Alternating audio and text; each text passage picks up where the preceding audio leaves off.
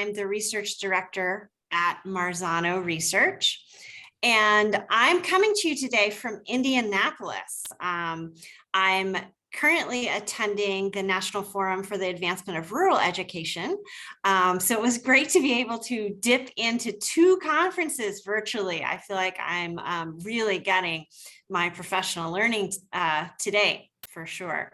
So today I'm going to talk with you about identifying the most critical questions, challenges, and barriers related to access, equity, and participation in dual and concurrent enrollment. And in this session, I use dual enrollment and concurrent enrollment somewhat synonymously. I know that in Colorado, we use the term concurrent enrollment. Nationally, some people also talk about dual enrollment. And because I'm going to show you a national study, I'll use that terminology some of the time. So I want to go ahead and give you a little bit of an introduction about me. First of all, the research that I'm presenting here is done by REL Central under the auspices of Marzano Research, which is my home organization.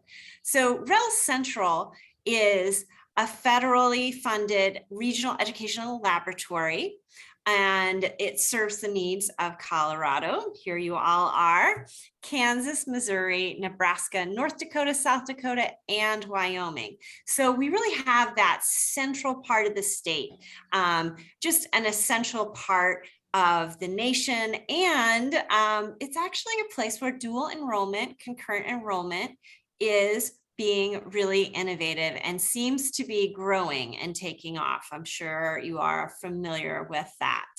And I'm also sure that some of you think it's not going fast enough. We want to do more.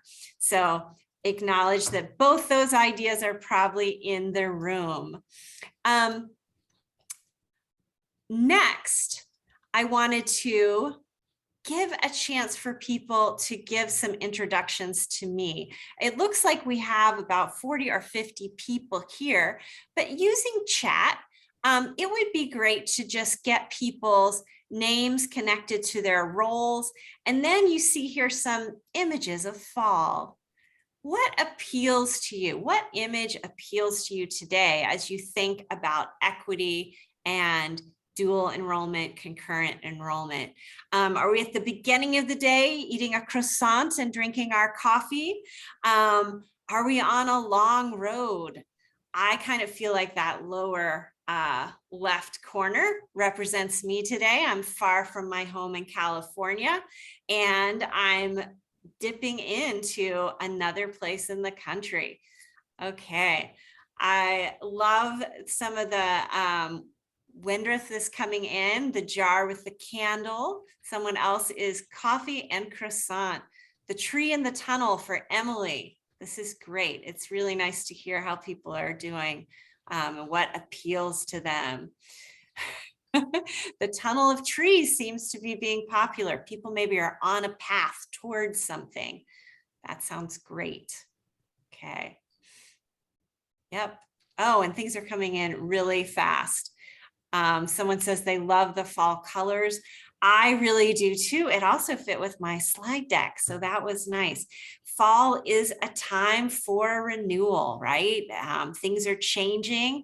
You're gonna maybe go into, I say renewal, and I think that's really renewal in an academic sense. You know, the fall semester is the beginning semester. It may be a time when nature is slowing down, but maybe that gives us a time to really dig into the academics. Okay, I love this commentary. It's great to see people here. All right. Okay. Yeah. And Dell also liking the trees. And the trees. Yeah. And Woody saying, I don't know where I will end up, but I'm on my way. That is so true. The nature of life. Yep. Yeah. I think education is how we get there.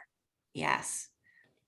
Dana says, trying to break into the historical culture of how we did things and moving to how we can do them better. Yeah. And I hope that this presentation will give you some things to think about, and also a tool at the end that you can take back to work with either your high schools or your community college, preferably both, bringing things together. Or maybe it's a four-year college that you work with, or some other type of organization that gives certificates, CTE. Yep. So great to see you all here. All right, let's dig in. Today's goals. First, I would like to present the findings of a REL Central study, understanding access to and participation in dual enrollment by locale, that's geographic area, and income level. So we'll spend a little time on that, looking at the main themes. And I also think that you have the handouts for this session. There are 3 handouts. One will be this study. Our second goal today will be to analyze data, interpret findings, and develop themes from the REL study. And also I'll share a snippet of another report that gives you the Colorado state context. I think it's really important to have that Colorado context. And actually the Colorado data is a little more recent than the REL Central data. So both are important. Okay, and then the third thing that we'll do is examine a tool to identify the most critical questions, challenges, and barriers to increasing access, equity, and participation in dual and concurrent enrollment. All right, so the first thing we'll do is we'll look at this study. This is the report cover that you're seeing here. And the link to the study, I will also quickly drop in the chat just in case you didn't get it already, so that you have that. Okay, so that should work for everybody. And again, the materials are in the program as well. I believe that Tammy Ward put them there. So let's dive into this study.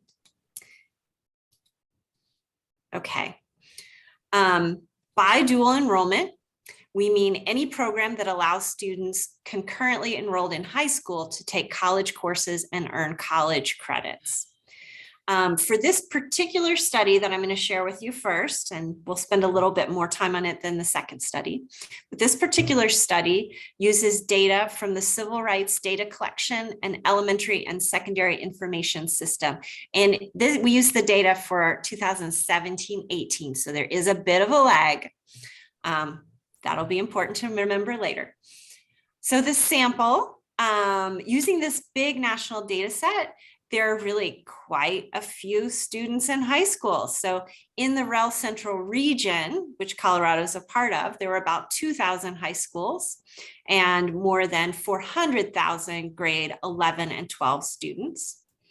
And of course, nationally, there are more than 18,000 high schools and, almost 7 million grade 11 and 12 students in the United States. Think about that number, that potential for all those students to participate in concurrent enrollment. Yes, it's pretty exciting. Okay, I also want to just talk about some key terms in the study. In case you are looking through it, you will also see these defined in the paper itself. So we looked at school level dual enrollment access, and we just counted this as any school that provides at least one dual enrollment course in 2017-18. So at least one. But then we also looked at student level dual enrollment access, and that was the number of students attending a school that provided at least one of these courses. So school perspective, student perspective. And then importantly, and this is the set of numbers I'll talk about most, dual enrollment participation. So the percentage of 11th and 12th grade students at a school who participated in at least one dual enrollment course. So many schools will have dual enrollment, and not every kid is going to take advantage of that. I think that most of you in this session would say, gosh, we want to increase that.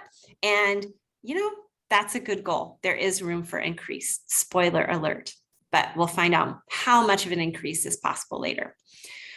We also talk about school locale in this study, and this is based on the National Center for Education Statistics locale framework. So this is just based on the size of a metro area for the city. And then for the other locales, suburb, town, and rural, it's how far you are from one of those city hubs, whether it's a big city or a small city.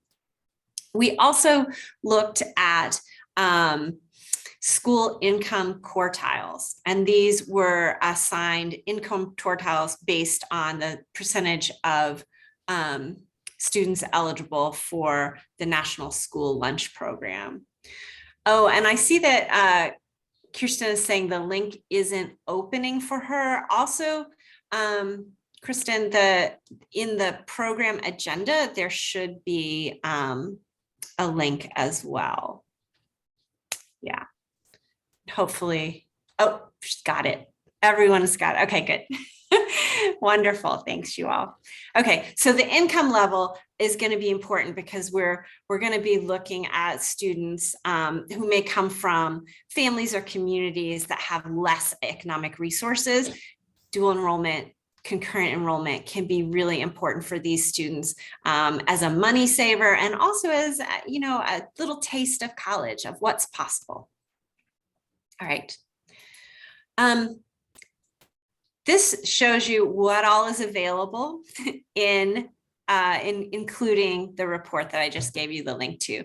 So we also have more information and smaller briefs about the report. All right. Before I dig into the numbers, I want to briefly tell you things that you may already know.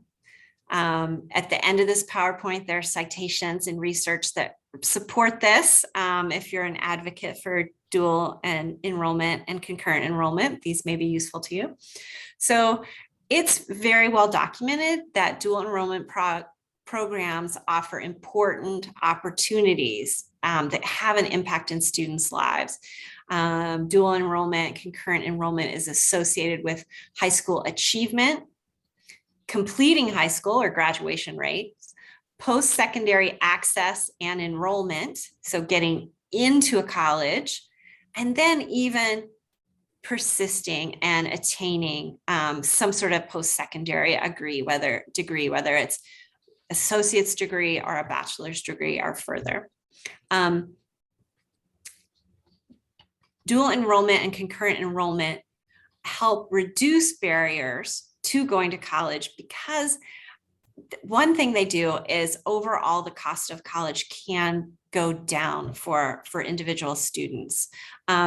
Also importantly, I think that transition from high school to college can be really important so that students get a taste of what college might be like and also feel successful and know that college could be for them. College courses could be for them. And feel free to post questions or comments as we go. All right. So this first slide, I'll first tell you what it is saying, and then give you some caveats.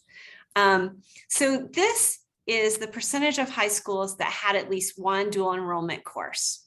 And you can see here that overall, our REL Central states, that red line, overall, the regional average is slightly above the national average. The regional average is 82% of high schools offering at least one course, and the national average is 78%. You'll see over here on the far end, Colorado, in this data was 75%. Now, I know that it's actually higher now and is up in the 90s. There are two reasons for this. One is simply that the 17-18 data is a little bit older than what's currently out there. And also, this data set, the civil rights data collection, may not have captured all of the concurrent enrollment that's happening in Colorado. So there was some, when we presented to the state level, Marzano Research presented to the state, there are probably an undercount of the schools in this particular data collection. It's not much lower than the national average, so not a problem at all. But I just want to say, this is the overall picture. I think probably the numbers are a bit higher. Okay. Moving to the next slide. One important aspect of equity that many people talk about is how, what kind of community, what size community students are in. When it comes to concurrent enrollment, this becomes particularly important because our institutes of higher education are not strategically placed all over our country. That's not how our system works. Our high schools are placed strategically all over the country so that each community has access to a high school. Of course, you might want your drive to be shorter to your high school, but it was designed so that people would be close to high schools. But that's not the way our higher ed system has evolved in this country. So institutes of higher education are disproportionately in higher population concentrations. So the community college system, I know, is working on that. And many of the state systems also support that and are thinking about how to get more people access in more different parts of the country. So as you can see here, we have some interesting data nationally. So when we look nationally, the national average of participation is 21%. When you look, that's the blue dotted line. And then the red dotted line, 27%, is the regional average. So that's the central region. And the black bars are also the central region, where you see this broken down by locale or geography. Interestingly, across the central region, rural students participate the most at 31%, followed by students in towns, 30%. Interestingly, one of the hypotheses is that while they don't have as many options for concurrent enrollment, students who were far from institutions of higher education, whenever they have a chance, they're going to try to participate. So that's one hypothesis about why rural and town are so much higher than city and suburbs across the region. Very interestingly, and I'm so glad to be presenting to this group, and I hope that you will think about this, and maybe someone has a reply in chat that they might share. In Colorado, you have a broad statewide initiative around concurrent enrollment and a big push, although I'm sure there's more work to be done. But the pattern's a little different. You have your rural area students participating at 19%. The towns are fairly much like the region, 27%. And then the suburbs are a bit lower, 14%, and the city, 21%. So I wonder if there are any ideas about that. Type in chat now, or there will be a time where we'll have more of a pause to think about that. I am not entirely sure what the hypothesis would be, but I think it's something that we should be thinking about in Colorado. Where logistically are your institutes of higher ed that are offering these programs for concurrent enrollment, and where are the high schools? How does this work? Don't see any comments in chat yet. Keep thinking. Now I do see comments coming in. Okay, I have to make my chat box a little bigger so I can read these. Yeah. So Emily says rural schools don't have the staff to teach. I lost the comment. Okay. Okay. So Emily's saying rural schools don't have the staff to teach upper levels, so we lean on community college to reach those levels. Yes. And Wendith says getting to campus is hard. We should describe by keeping synchronous options available. And Kristen, I like the idea AP competition. And Dana's kind of concurring there. Suburbs lean on AP courses. And it may be that there, for the suburb students, there are challenges getting to campus. Okay. And grants encourage high school counselors to be able to get credited to teach. Okay, and there's a major provider in the central rural part of the state. And APIB is really big in the cities.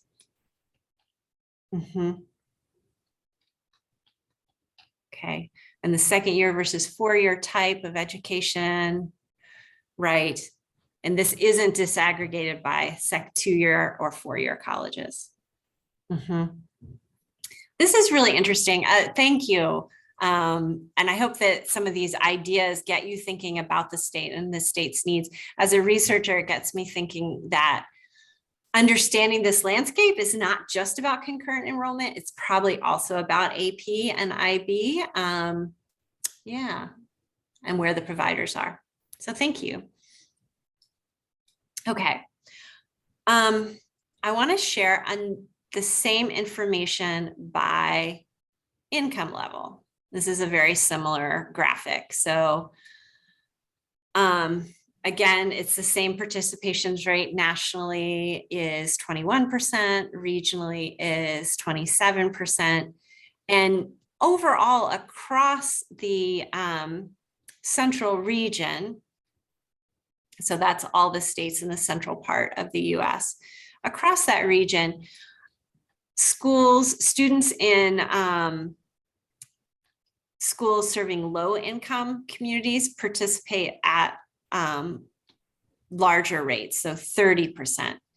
That's the bottom black row. And then you go low to middle income, 28%, middle to high income, 28%. And then the highest income, not participating as much, 19%. And in Colorado, you know, the numbers actually are pretty much closing around that national average, not too far off, no matter what the income levels are. 21% for the highest income level, 22% middle to high income level, so very close. And low to middle income level, 15%. That's a little bit lower, not a lot lower, and the lowest income, 18%. So again, it's interesting to see both the national trend and what's happening in Colorado. You may have hypotheses. Feel free to put them in chat if you'd like. One hypothesis I have is that Colorado's policies around concurrent enrollment have really focused on some equity issues and trying to get these for our students regardless of income level. And so I think that's why you may see this shrinking shrinking of the gap, which is a good thing, so that there's more consistent participation. Okay. Right. I want to change and look specifically at demographic information, another important part of equity. The study I just talked about, unfortunately, did not look at student demographics participation, but you have another study, which I think is really excellent. I did not create this study and was not a researcher and part of it.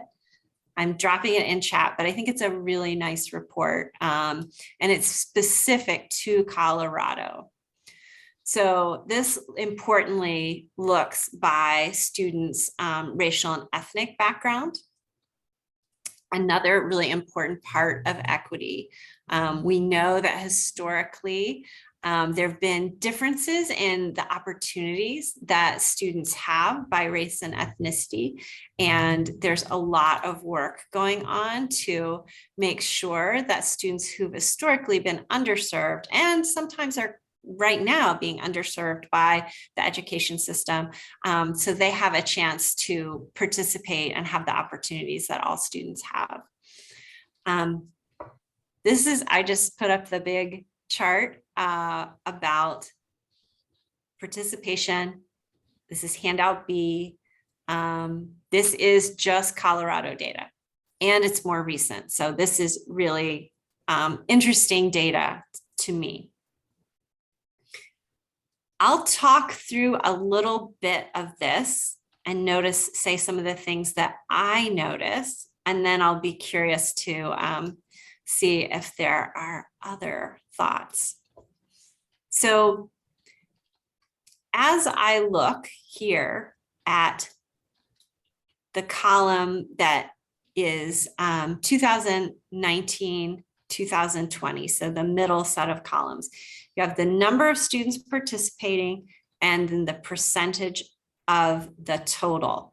And that percentage is the total of participation down the column. So you can see here that the largest percentage of students who are participating are white students with 52.5%. And then the second largest demographic group are Hispanic and Latinx with 26.5%. So those are the top. You can also see that the number and percentage for American Indian and Alaskan Native students is among the lower at 0.5%, and also Hawaiian and Pacific Islanders at 0.5%. So definitely there is room for each one of these areas to grow, right? While you might not expect every student to take advantage of concurrent enrollment, there's certainly more students out there who aren't having that experience. There's a really interesting column here that these researchers put in, the furthest to the right column, percentage change. And that is the percentage of growth from 2018-19 to 2019-2020. One of the first things I notice here is all of the categories, all of the rows, all of the racial groups are increasing. Things are having more participation. There's more participation. So I think since that's one of the goals of the states and probably everyone in this breakout room, having that increased participation is really heartening. And seeing how these rates are going up is really great. The only group that is, the only group that is negative is the unknown did not wish to answer in terms of giving their demographic information. I think that we should ignore that. We don't know that those are the same students from year to year is one thing. So I think that is a group that it's just too hard to know what's happening there. As you look at this, I wonder if there are other things as you think about this, as you think about your setting, think about what are the groups that you're concerned about that you may have not had as much participation for. Where are the opportunities to reach out to more students and more families? So as our next activity, if we can do it with this many people, what I'd like you to do is take just a few minutes to look through the 2 reports, and you don't have to be exhaustive, just see what catches your attention as you look through, and answer these questions briefly for yourself. What insights or new ideas do you have? How do you interpret the findings? What's a big takeaway? And then any further wonderings. So take a few minutes, we'll jot them down, and then we'll come back and do each of the 3 on chat if we could. So I will use my wait time here and let you all think.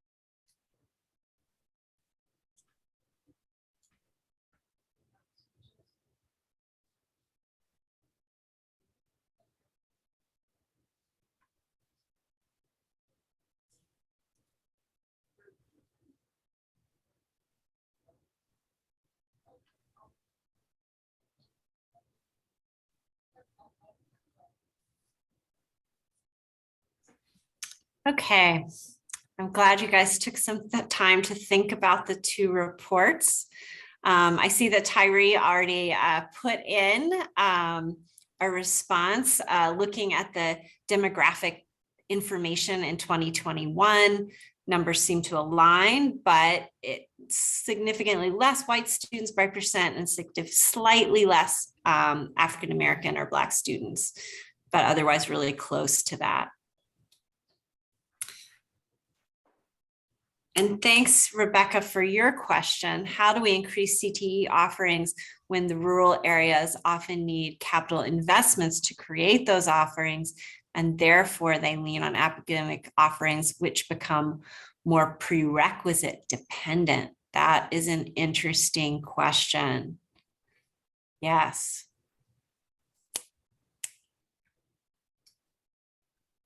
Okay. And Rebecca, for your question, there may be others who know more about CTE than I, but yes, it's difficult when you're in a rural area and you're not close to the types of resources that you need. Online learning sometimes provides some things, but it's really hard to, do a healthcare class all virtually, or a class repairing engines all virtually. Some of those experiences do need to be hands-on. We have to think more about that and how to make a virtual opportunity possible. Yeah.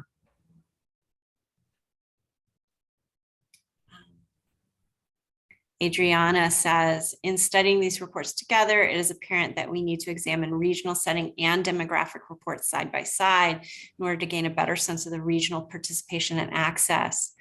The report on locale and income indicates findings suggest that dual enrollment programs might provide a crucial opportunity for rural students who generally have limited opportunities. However, I wonder if we might not be missing some crucial understandings by not examining access, demographics, and equity in other regions such as cities. I think that's a really good point. Yes. There's more research to be done, that's for sure. I've done some research looking at course offerings nationally, based not only on locale, but percentages of students of color within locale, which brings some interesting insights into that work. I think every rural area is so unique, and there are definitely differences in the types of communities where they are, how far they are away from things, and really what kinds of history have been in places, what kinds of things that community has experienced over time. Very important points. And I wonder if anyone has any other observations and or thoughts about what other types of questions in terms of equity we should be asking. I think I want to turn to that question. What are the questions we should be asking in terms of equity? What are these further wonderings or questions that are important in your field and important to you as a professional?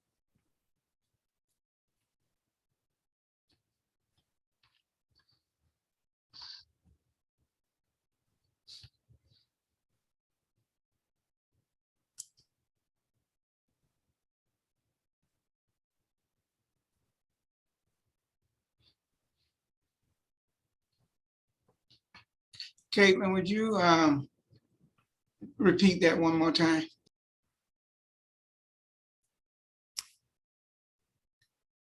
Thanks for taking the time to think about this a little bit.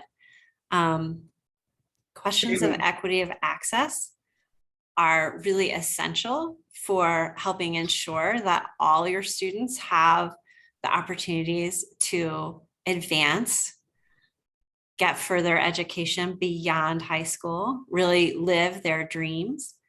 So it's very important. It's also very individual. Each setting, there may be different things that have happened historically.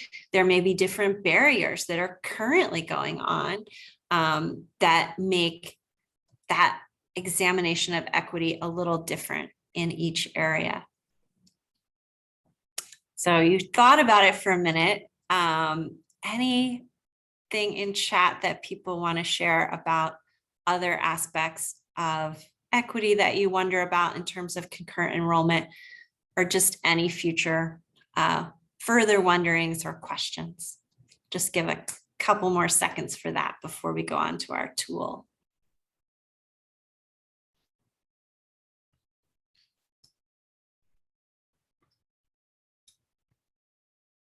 Caitlin.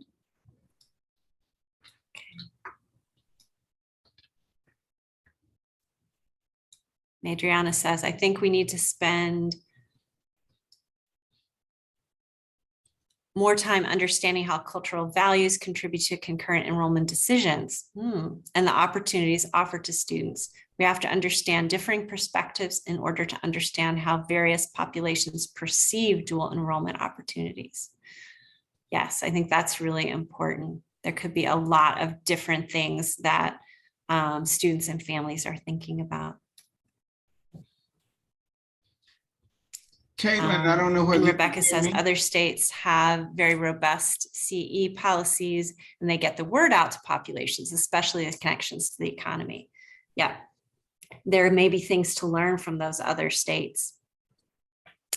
And I think, Woody, you may have had a question. If you'd like to Yes. unmute and speak, that would be great. Thank you. Can you hear me now? Let me try changing my microphone. It may be that I am supposed to do something to be able to allow you to speak. Okay.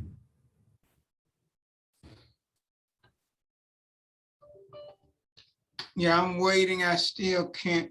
Do you hear me?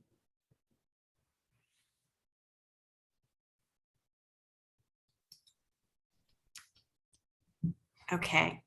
So this is a problem on my end. Okay. It looks like I am not. Hold on. Can we try one more time? Okay. Thank you. Okay. My technical problem. I am so embarrassed. That's okay. Thank you so much for sharing with us today all this great data. And it always seems to me that we come back to the same thing. There's a certain segment of the population that we're trying to give access to.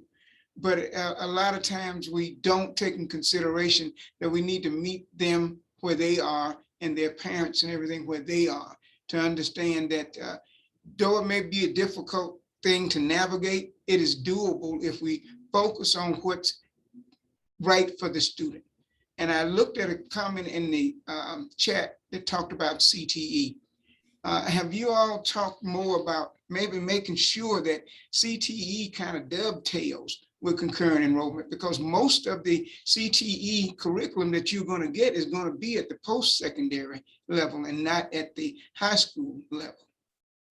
Yeah, I think that's a really good point, that when we think about CTE and concurrent enrollment separately, we may be doing a disservice, that the two need to be considered at the same time. I think that's just right. Yeah. And thanks for pointing out the need to really think about the communities as well. Thank you. Very important. Oh, and one more thing, Caitlin. Mm-hmm. In our earlier session this morning, the big group session, Tammy gave us kind of a definition of dual enrollment. She said that dual is the big umbrella, and under that is concurrent enrollment, ascent, and dual enrollment programs. So I think we've been grappling with that in another REL study that's going on, that which one first, the chicken or the egg? So it's true. Yes. Yes. And I've been thinking about them synonymously. So maybe I need to refine my thinking a little bit. Yeah. Okay. Yeah. And we have a few more comments here from Michelle. The local industries would make a difference. Where do students picture themselves working in the future? For instance, in a coal mining area, the local generational mining traditional might make a difference. Yeah, that's very true. I think students and whole communities really think about those traditional employment opportunities. And then Sarah says, I think we need to better understand how to help kids with learning differences to meet standards that would in turn open up more of these concurrent enrollment opportunities to close the academic equity gap. We need to consider concurrent enrollment opportunities that are not just community college, but more industry certification and education. Yeah, I think there are two things in this comment, Sarah, that you point out that are really good. There may be ways to make concurrent enrollment more accessible to different learning styles and different students learning, and particularly students in special education. And that's something I haven't looked at before, but I think it could be really useful. And then also that concurrent enrollment, I think we've been circled around, a couple other people have said this as well. Concurrent enrollment might not just be traditional college, but could be industry certification, could be CTE. So I think these are all really important points. I want to be sure I move to tell you about a new tool that is out there to help you and people like you and your partners at other institutions, to help everybody think about equity in concurrent enrollment. So it's called the Concurrent Enrollment Playbook. It's a tool for assessing equitable practices at community colleges. It was put together by the Aspen Institute, their College Excellence program, and also their program called Education and Society. And their partner in this work was Teachers College at Columbia University. So these institutions have done really great work creating this playbook. They did this work through research, not just literature reviews, but what they did was they looked at places where there were high schools and community colleges that had a long-term success, a good track record of enrolling historically underrepresented students of color. And they went to this group and together said, you know, what makes it work? What are the things that you have to consider? And, you know, interestingly, the group said, well, we don't have it all figured out yet, but they did come to consensus on some of the things that they thought were key to really creating equitable access. And the researchers put together a set of principles and activities and put them in a rubric that allows people like you and teams of people, really teams of people, to look at their programs and sort of assess how are we doing on creating equitable access. So first of all, this is handout C. It's a Word doc, so I can't easily drop the link in, but hopefully you guys have that. If someone doesn't, they can email me after. So this group found 5 design principles that were really important for creating equitable access. And these principles are, first, setting a shared vision and goals that prioritize equity. So it has to be right up front. And they have 4 activities that the groups did that they thought were meaningful. Second, expand equitable access to dual and concurrent enrollment. There are 6 activities that they felt were key. Third, connect students to advising and supports that ensure equitable outcomes, 7 activities. So with this third one, you get into the nitty-gritty of this is the important work to be done. And fourth, provide high quality instruction to build students' competence and confidence. So once people are in concurrent enrollment, and then organize teams and develop relationships to maximize potential. So within these 5 design principles, then each one has activities. And I just want to go through a little taste of what this is like with the shared vision and goals that prioritize equity. So activities to prioritize equity or to create that shared vision and goal are about communicating explicit commitment. Okay, so really having that communication. And then second, evaluating existing equity gaps and set targets to close them. Setting targets to close the gaps. Work with the district and high school partners to define the purpose, set equity goals. And then the fourth activity, develop an equity-minded culture in which staff demonstrate by their actions their high expectations for all students, right? So this gets down to what you really have to do. And the other thing that I really like about this is that it is really a tool, so that you're seeing here the principle, creating that shared vision and goal. This is the first activity, communicate explicit commitment. It's fine to sit in a room and say with people, oh, we're going to do this, we're going to have this commitment. But in your planning, if you look at these guiding questions, this could help you have conversations, maybe within your high school, within your Institute of Higher Ed, between these organizations, that really get down to, are we really doing this? So as I have here, just a rating system. I put a green star next to this one. I was imagining if I was you looking at this, and I would say, well, if this is something that's really important to me, do I believe that all of these leaders communicate the importance of providing equitable concurrent enrollment? So you might say, yes, that seems good. So I put a star there to annotate it. And then what institutional missions and strategic goals does equitable concurrent enrollment support? And you might have a number of these and say, yes, we're doing this pretty well. So those star things might be your established or advanced, but you might not be established and advanced in everything. These guiding questions typically get more difficult as you go forward. So the third one here are explicit references to racial equity and concurrent enrollment made when communicating institutional commitments, priorities, plans, and decisions about resource allocation. So that takes it to a higher level. And that might be a question mark. As you worked through this with a team, you might say, I need more information. We need to find out more about this. And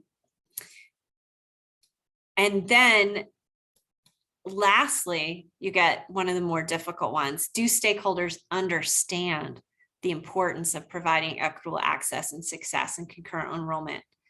How often is concurrent enrollment discussed at board meetings? Do reports to the board on student success include outcomes for concurrent enrollment students? So these questions, I think, can get pretty deep as you go through them. Yeah. So I'm hopeful that this would be a tool that people can use either on their own or with a team to really dig into what are the ways that you could make change and ensure more equity within concurrent enrollment programs, that you're really getting into the nitty-gritty of things. Okay. What I'd like to do now, I'm actually going to go back to this screen, is again, we have just a few minutes left. I have 6 minutes left. I want to pause and give you a moment to look at this tool. Think about how you might use it. Think about any questions you have about how to use it. And let's take a few minutes to type in the chat. So how might you use it? What questions might you have?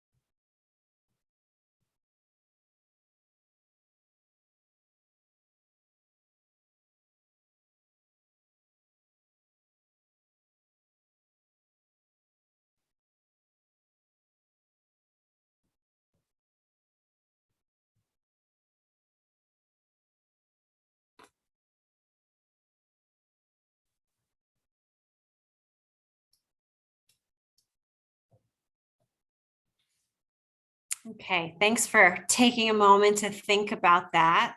I think the tool has some promise, so I'm curious about how people are thinking about it. Um, Thanks, Rebecca, for your comment. Rebecca says, one thing we are seeing are school districts creating policy around graduation requirement and language specific to transfer, and it starts to develop class offering limits because there is no definition to electives and CTE counting within district policy. Think about an intro to business class and whether or not a student can take that compared to English composition. It has an equity and access impact to certain populations. I think some school districts are finding CE overwhelming to understand. Yeah, I hadn't even thought about that myself, how these courses are going to fit into electives versus required courses. Dana says, how do school systems help community colleges towards more equitable alignment conversations? Yes, more equity alignment conversations. Yes.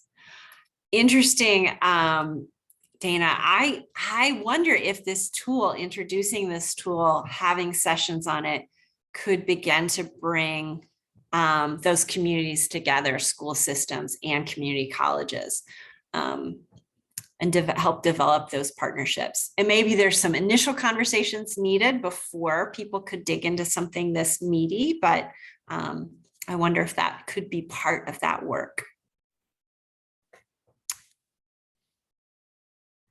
Okay, I also wanted to invite if anyone wanted to unmute or speak. I have now fixed my speaker so I can hear you.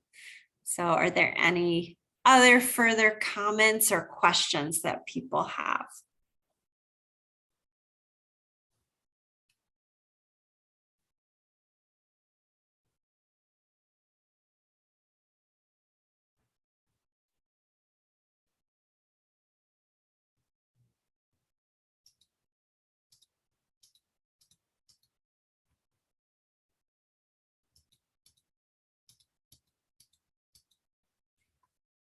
Okay.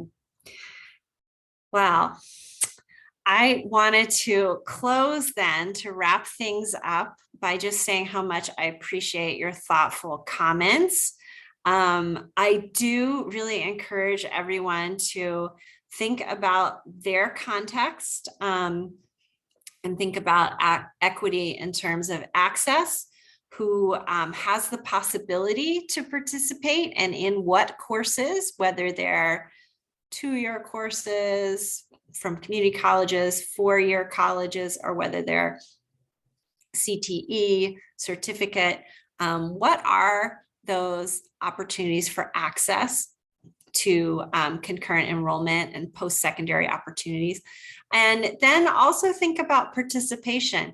And that gets into some of your comments about that I saw in chat about what is the community actually like? What are families and students' needs and desires? How do they see themselves? How do they see the school system, so that people are welcomed to participate as well as simply having access, and invited to sort of imagine their possibilities for concurrent enrollment, leading to those big payoffs in the end that we see happening in the academic research, where participating in concurrent enrollment can lead to better outcomes and more exciting opportunities after high school. I'll leave you there. Thank you so much. Feel free to email me if you have any further questions and or any ideas for us. So there's our contact information. Thank you so much. I appreciate it.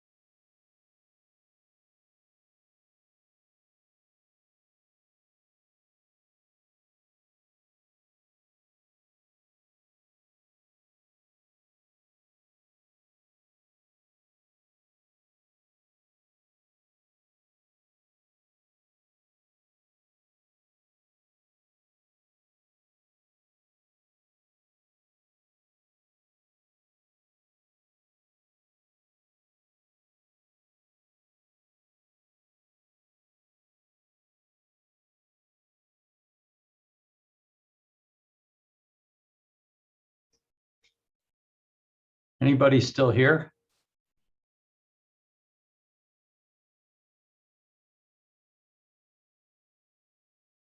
What you doing, Jack?